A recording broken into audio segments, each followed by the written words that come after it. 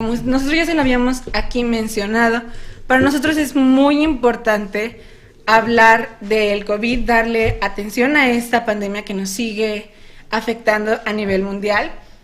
Y hace unas semanas el Instituto del Seguro Social reconoció con la decoración Miguel Hidalgo a grado de cruz a un médico que estuvo en periodo más crítico de la pandemia atendiendo a pacientes con COVID.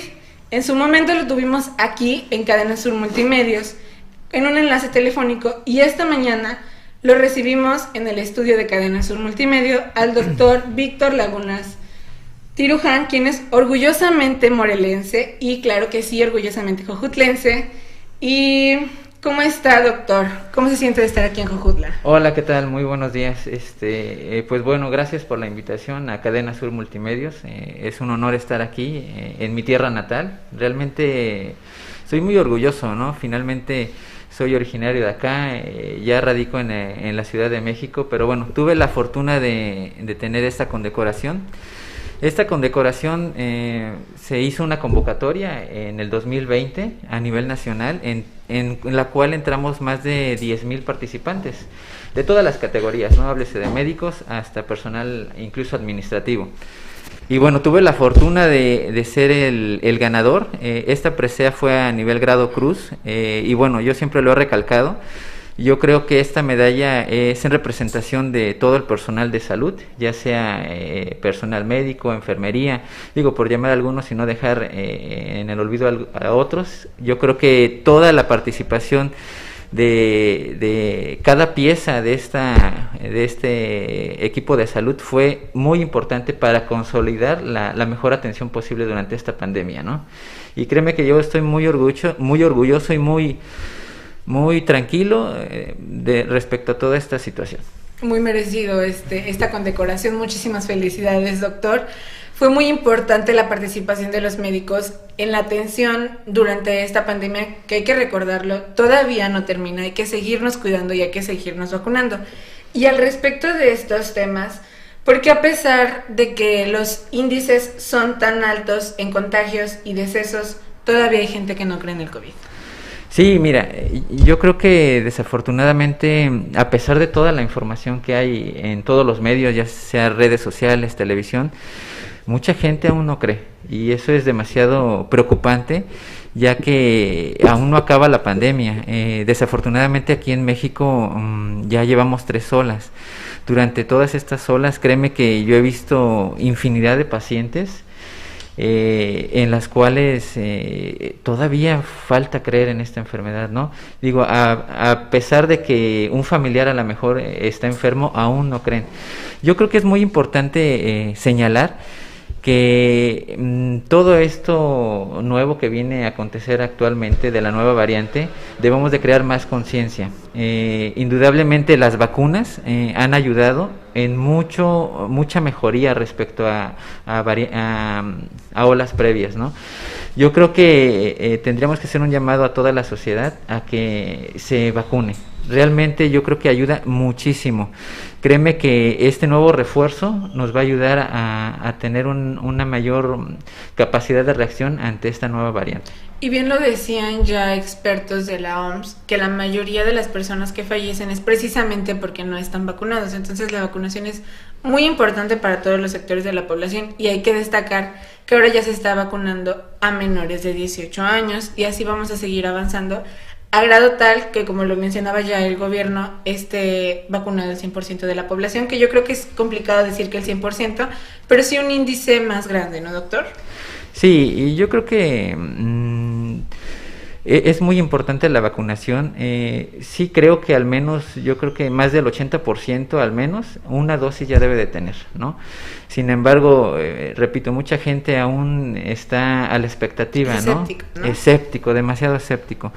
Yo creo que es muy importante toda esta información que se da diariamente para tratar de cambiar la mentalidad, ¿no? Para que todos los familiares de los pacientes, todos se vacunen.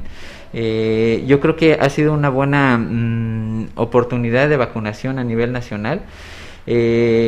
Siempre, desafortunadamente, los que más se han visto en mayor riesgo de mortalidad son los pacientes vulnerables.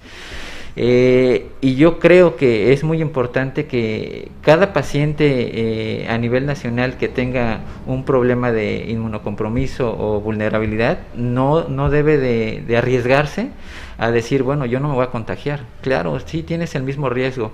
Desafortunadamente, actualmente ya está regado el virus. O sea, realmente tú puedes salir y a lo mejor tienes todas las medidas, pero en un descuido ese es el problema, ¿no? Que uno llega a confiarse y ahí es cuando uno se puede infectar. Ok, perfecto. Y ya lo hemos repetido, existen distintas medidas de prevención. En este caso mucho se ha mencionado del lavado frecuente de manos. ¿Es efectivo? ¿Sí ayuda a reducir el contagio, doctor? Sí, definitivamente. Yo creo que todas las medidas en conjunto son muy importantes para evitar todo riesgo de contagio. Ahora bien, el cubrebocas, digo, yo sé que estamos a 1 metro de distancia, sin embargo tenemos una protección adicional, ¿no? Y eso nos va a ayudar. El alcohol gel es importante porque mira, yo ahorita ya toqué esta parte. Estamos en contacto. Exacto, estamos en contacto. Uno piensa que ya al ponerse una vez solo gel, ya, pero no, ya estoy en contacto con esta superficie y a lo mejor tengo un descuido y no ocupo luego el alcohol gel. Lavado de manos frecuente. Yo considero que al menos 30 segundos de un lavado de manos sería lo más efectivo posible, ideal, ¿no? Lo ideal, así es. Y siempre y cuando la sana distancia en espacios abiertos, al menos de 1 metro de distancia. Perfecto. Doctor, respecto a los cubrebocas, ya sabemos que hay infinidad y muchísima variedad de cubrebocas. Están los de tela, KN95, los tricapa, pero para usted, ¿cuáles son los más recomendables y cuáles no lo son? Ok, definitivamente los no recomendables son los de tela. O sea, desafortunadamente llegamos a un punto de la pandemia que ya se ve con cierta normalidad. E incluso tú vas a las tiendas departamentales, por ejemplo, y ya te venden como accesorio un cubrebocas de tela, pero no es efectivo. Yo creo que los mejores son los tricapa y los KN95 para la población común, ¿no? Que no está de cierta forma en un ambiente hospitalario. ¿Y qué tan recomendable es ocupar doble cubrebocas? O sea, ¿si es efectivo o nos afecta? Porque ya ve que se había mencionado toda esta situación, que no es tan sano tener tanto tiempo el cubrebocas por el dióxido de carbono que emitimos, pero ponerse doble cubrebocas, ¿es efectivo o no lo es? No, créeme que yo creo que al principio todo personal de salud y no salud cursó con esa idea, ¿no? Pero te puedo decir algo, muchas ocasiones el tener doble cubrebocas no sella de la forma adecuada. Entonces uno dice, bueno, tengo doble protección, pero ¿qué crees? Que el primero no sella de forma adecuada, te pones el segundo y de cierta forma hay entrada a este riesgo de contagio, ¿no? Entonces ese es el mayor problema. Aprovechando, doctor, que está usted aquí acompañándonos, ¿cuál fue su experiencia atendiendo a personas con diabetes e hipertensión contagiadas de COVID? Porque ya ve que habían mencionado que las personas con diabetes o hipertensión son las que tienden a un poquito más a la tasa de mortalidad. Sí, bueno, en cuanto a eso, ha habido una gran evolución en cuanto a los síntomas. En un principio, no sé si recuerdan, había una tendencia de que era dolor de cabeza, dolor de garganta y fiebre, pero les puedo decir desde la primera oleada, realmente en los pacientes diabéticos e hipertensos no presentaban síntomas. No presentaban esos síntomas cardinales que en un principio nosotros, incluso como personal de salud, no sabíamos a qué nos íbamos a enfrentar, no presentaban eso. Y aquí es el problema, porque esas pacientes vulnerables, hipertensos y diabéticos, a lo mejor tenían un paciente de la misma familia infectado, pero decían, bueno, yo no tengo síntomas. ¿Y de qué manera los detectaban? Así es. Afortunadamente hay unos aparatos que se llaman oxímetros de pulso, en el cual nos mide la oxigenación sanguínea. Ajá. En un principio no se tenía de cierta forma en todas las familias, pero digo, en este punto yo recomiendo, por ejemplo, si eres diabético tienes un glucómetro, si eres hipertenso tienes un baumanómetro. Uh-huh. El oxímetro de pulso es muy importante porque nos ayudó en ese momento a detectar esos casos, porque decían, bueno, yo no tengo síntomas, a ver, ponte el oxímetro del paciente o del familiar que está infectado. ¿Y qué creen? Estaba baja la oxigenación, y es lo que normalmente llamamos como hipoxia silenciosa o hipoxia feliz. Desafortunadamente este parámetro no es muy conocido, o no era muy conocido, pero bueno, aquí te puedo decir que la oxigenación normal es arriba de 94%. Sin embargo, A diferencia de casos anteriores a toda esta pandemia, cuando una persona bajaba la oxigenación por debajo de este parámetro, presentaba síntomas. Ajá. Por ejemplo, falta de aire, se veían labios morados, o sea, les costaba trabajo de respirar, incluso dolor torácico. Sin embargo, con este nuevo virus, eso se viene a cambiar diferente, totalmente diferente. No presentan síntomas. Y es por eso que desafortunadamente hay mucho subdiagnóstico de esta enfermedad, porque si es que yo no me siento mal, bueno, te pones el oxímetro, ven que está la oxigenación por debajo de los niveles, y bueno, al menos ya viendo eso dices, voy a ver al médico, y ese ha sido desafortunadamente la tendencia de los pacientes diabéticos hipertensos. Entonces, yo creo que en este punto yo sí recomendaría tener al menos un oxímetro en el domicilio para prevenir cualquier situación de este tipo. Ahora, en cuanto a eso que me comentabas de diabéticos e hipertensos, yo creo que, por ejemplo, si una familia numerosa de 5, 6 o incluso 2, 3 personas, alguno está infectado, si eres diabético, hipertenso y no tienes ningún síntoma, hazte la prueba. Ajá, porque eso es una detección temprana. Vamos al ejemplo que les ponía, realmente no tienen síntomas. Sin embargo, lo importante es detectarlo a tiempo. Desafortunadamente, la mayoría de casos de hipertensos y diabéticos los detectábamos ya a la mitad del proceso. Y a la mitad del proceso en cuanto a gravedad, porque en ya un es complicado. Sí, ¿no? Desafortunadamente ya llegaban al hospital en muy malas condiciones. Y en paréntesis, en muy malas condiciones porque ellos se sentían bien. Ellos realmente estaban hablando como tú y yo. El cuerpo no lo reflejaba, no. Era muy interno. Así es, desafortunadamente no había un efecto secundario a esta sintomatología y pues bueno, dices, si no te sientes mal, ¿por qué me voy a revisar, no? Y esa era la tendencia, desafortunadamente. Ay, doctor, qué complicada situación con los diabéticos, hay que poner muchísima atención. Y sobre más situaciones respecto a la COVID, ¿le ha tocado atender a pacientes que tuvieron ya un segundo contagio? Sí. Desafortunadamente, este tipo de virus es diferente a todo lo que habíamos podido pensar o imaginar. Yo he tenido pacientes que durante la primera oleada se infectaron, afortunadamente salieron avantes de esta situación, sin embargo, posteriormente se volvieron a reinfectar. Ahora bien, en cuanto a progresión de la enfermedad, yo creo que los que se infectaron durante la primera oleada se fueron a infectar en la tercera oleada. Y hay incluso pacientes que yo vi que en la primera, segunda y tercera oleada. Ajá. ¿Y es la misma reacción del cuerpo o se vuelve un poquito más inmune? O sea, ¿sí el cuerpo reacciona de manera distinta? Ok, en este momento de la pandemia realmente hemos visto que sí, en pacientes que en un inicio a lo mejor les dio una enfermedad leve, tienen muchísimo riesgo de contagiarse y reinfectarse y ocasionar algún caso o alguna sintomatología ya de más gravedad. Al contrario, también pacientes que en un principio se infectaron y les dio un caso muy grave, también tienen el riesgo latente de volverse a complicar. Esto va evolucionando, ¿no? Desafortunadamente este virus ya ha mutado muchísimas veces y ahorita estamos ante la expectativa. Le pregunto porque muchas personas que se contagiaron en la primera ola tuvieron secuelas. Entonces, algunas personas que tengo la oportunidad de conocer que se contagiaron en la primera oleada tuvieron problemas en los pulmones, les quedaron muy lastimados. Entonces, el segundo contagio es un poquito más letal porque el cuerpo ya no lo resiste de la misma manera, evidentemente. ¿Y qué es lo que debe de hacer una persona ante la más mínima sospecha de haber adquirido el virus? Primero, hacerse la prueba PCR.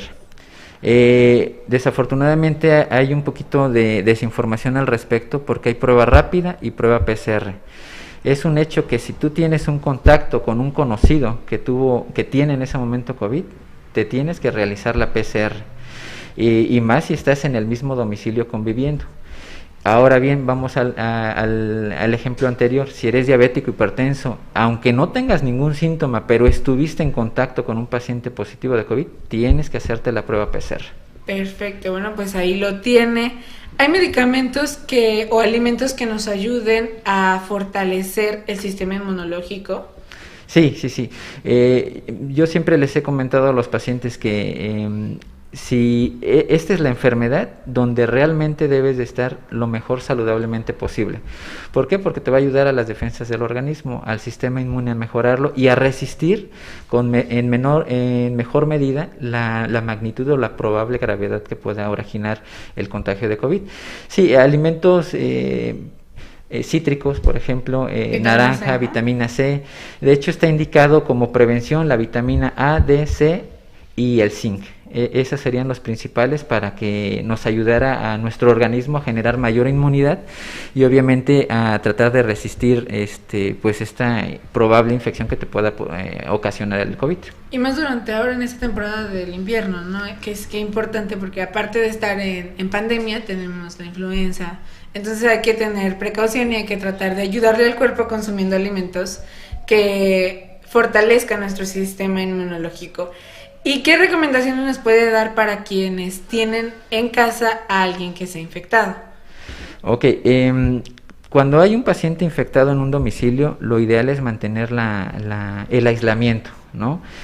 Para empezar, si algún familiar está contagiado, lo ideal es que también la otra persona esté aislada, porque realmente hemos observado durante esta pandemia que la evolución en cuanto a contagiosidad o a cuanto a propagación se ha ido incrementando. En un principio yo te puedo comentar que he visto familias enteras que a lo mejor los abuelitos eran los que estaban enfermos, pero los demás familiares no sabemos aún por qué, pero estaban negativos y no progresaban la enfermedad. Pero a partir de la segunda oleada, realmente si uno se infecta en un domicilio, toda la demás familia poco a poco se va a ir infectando.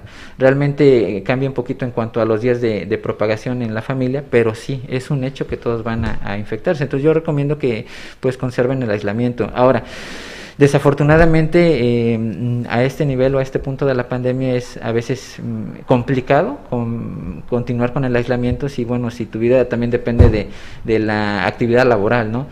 Entonces yo creo que vamos a lo mismo, conservar las medidas sería lo más indicado, evitar las aglomeraciones, usar cubrebocas y el alcohol gel. Y hablamos precisamente de esta tercera vacunación. Muchas personas están escépticas al respecto porque no saben qué tan bueno sea mezclar las vacunas de distintas farmacéuticas. ¿Cuál es la recomendación? O sea, si sí es recomendable mezclarlas. Sí, definitivamente yo recomiendo que se vacunen. La tercera dosis se ha observado en Europa en casos ya documentados y con información verídica que ayuda muchísimo, refuerza la inmunidad ante esta probable variante que viene en esta ocasión, ¿no? Entonces, así también los pacientes que aún no se han vacunado, créeme que yo les recomiendo que se vacunen. Desafortunadamente he tenido la desdicha de ver pacientes que no se vacunaron porque no quisieron y me lo dicen, doctor, yo me hubiera vacunado. Entonces yo creo que es muy importante que se vacunen cuando hay oportunidad para los rezagados y también la tercera dosis. En cuanto a combinaciones, yo creo que es muy seguro. Hay muchos estudios que a lo mejor te aplicaron la Pfizer en 2 dosis y la tercera la AstraZeneca, entonces ayuda muchísimo a mejorar la inmunidad y así con todas las demás. Entonces van saliendo estudios conforme avanza esta progresión que hacen mayor efectividad o es algo muy seguro para nuestra salud. Perfecto, bueno, pues si usted nos está escuchando desde casita y tenía esta duda, ya se la resolvimos. Es muy importante vacunarnos con la tercera dosis o si usted es rezagado. Doctor, usted estuvo en la línea de batalla. ¿Cuál fue el mayor aprendizaje que como doctor ha tenido atendiendo a personas contagiadas de COVID? Ok, bueno, para responder esta pregunta, yo creo que no estábamos preparados.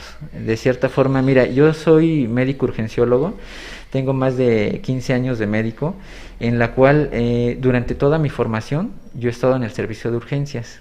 He atendido desde el paciente diabético complicado y a los 5 minutos me llega un politraumatizado, un baleado, algo de verdad muy complicado de ver en persona, ¿no? Y atenderlo. Entonces nuestro entrenamiento de cierta forma ha sido para reaccionar de manera inmediata ante toda la situación, ante todo el caos. Entonces aún así, con toda esa preparación, créeme que cuando llegó el momento de esta pandemia fue muy complicado. Entonces, todo fue progresando de manera grave y nunca nos prepararon para esto. ¿Aprendieron sobre la marcha? Sí, desafortunadamente sí. Y te digo yo que he estado en el servicio de urgencias más de 15 años y créeme que el ver toda esta agonía de la gente, familias enteras se contagiaron, a lo mejor llegaban los abuelitos y a los 10 minutos llegaban los papás, por ejemplo, los hijos, era bien complicado. Pero bueno, sin embargo, salimos avantes ante esta situación. Vimos mucha muerte, mucha defunción, desafortunadamente, mucho dolor, pero créeme que la enseñanza que nos dejó es que todo esto yo creo que va a tener un fin, siempre y cuando todos nos cuidemos, porque todo depende de nosotros. Realmente yo creo que si todos ponemos un granito de nuestra parte, esto va a ir a la mejoría, ¿no? Porque digo, yo me cuido, tú te cuidas, los demás se deben de cuidar, ¿no? El riesgo está día a día, ¿no? Bueno, pues nuestro agradecimiento para todos los médicos que están en la línea de batalla. Yo creo que más allá de una profesión, esto es por humanidad. Están salvando muchísimas vidas. Muchísimas felicidades, doctor, y muchas gracias por seguir atendiendo a las personas. Y en nuestro Facebook, Silvia Cartujano nos dice: muchas felicidades y nuestro reconocimiento al doctor Lagunas. Y por último, doctor, ¿qué le dice a la juventud jojutlense y a los de la zona sur de Morelos que, como usted, aspiran a realizar sus sueños de superación, a trascender como usted lo ha hecho y lo sigue haciendo? Yo les digo realmente que confíen en ustedes mismos, créanme que esto se puede salir adelante. Yo soy originario de acá y orgullosamente jojutlense. Realmente yo aquí pasé toda mi infancia, incluso la preparatoria. Pero yo creo que las ideales o los sueños se pueden cumplir. Créanme que si yo pude, todos pueden. Realmente creo que todos tenemos un sueño y hay que perseguirlo. Y estoy muy agradecido con la vida, con Dios, con mi familia, pues estar donde estoy. Y bueno, seguir adelante es lo principal o lo primordial. Y digo, orgullosamente jojutlense.